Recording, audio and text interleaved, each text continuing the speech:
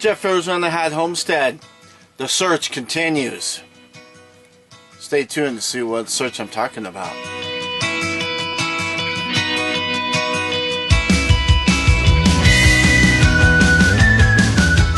So folks, the search continues for our car. So as some of you know, you've seen that big announcement video, and I'll put a link up here. I don't know if it's over here.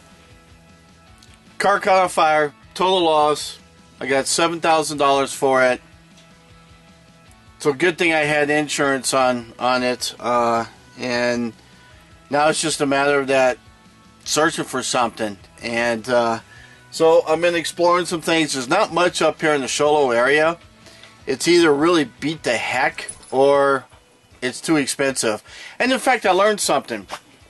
I talked to a couple of people up here about the car buying process, basically, and I mentioned something about how a lot of the vehicles I see out here are really older vehicles. And you know, they brought up a great point.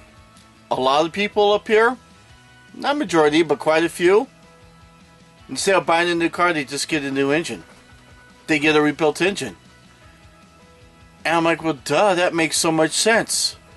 If your body of your, of the car is just fine, why go out and buy a new car?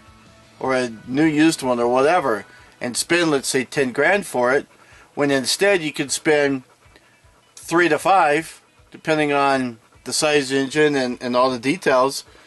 But let's say 3 grand, let's say even 5 grand. It's a lot cheaper than 10 grand for another vehicle, isn't it? So I like that thought.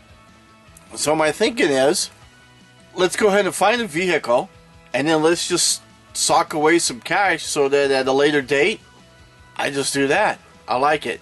So my search continues, folks. Probably end up having to go down to the valley, down in the Phoenix area to get something. And in fact, I'm trying to line up a few cars to look at this weekend.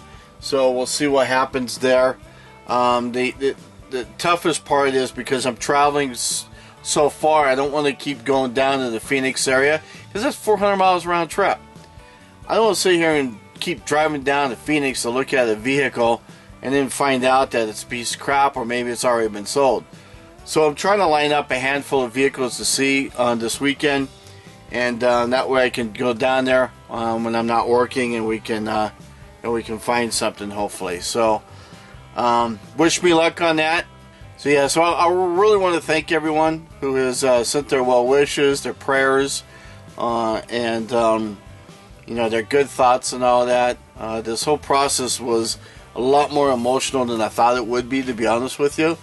The car is your lifeline, especially when you've been dependent on your car your entire life, and then all of a sudden it's gone, it goes up in flames. It's like your life goes up in flames. So it actually took more of a toll on me than I would have expected. But a lot of you gave me a lot of good support, a lot of good thoughts and prayers and things, and that helped a lot, so I appreciate it. So thank you guys. But I also did a video on the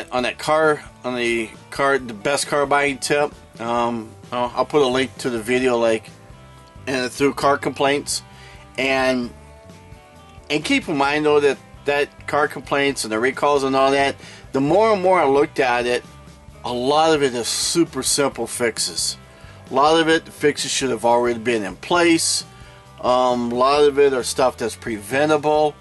Some of it, especially if you're buying a used vehicle, if you're buying one 10 years old, for an example, you kind of expect some of those things to happen, standard wear and tear on the vehicle, right? So you can't expect it to be absolutely perfect. Now, your first 5 years of owning a car, I expect it to be perfect on a brand new one.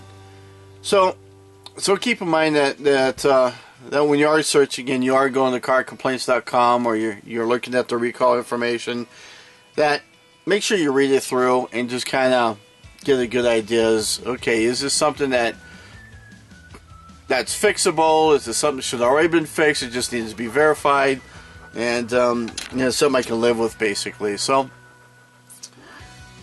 but I am using it as a guide, and I don't know. I gotta pick out some more cars and see if they're going to be available Saturday, hopefully, so I can go take a look at them. Wish me luck, folks. Jeff, Arizona Hot Homestead.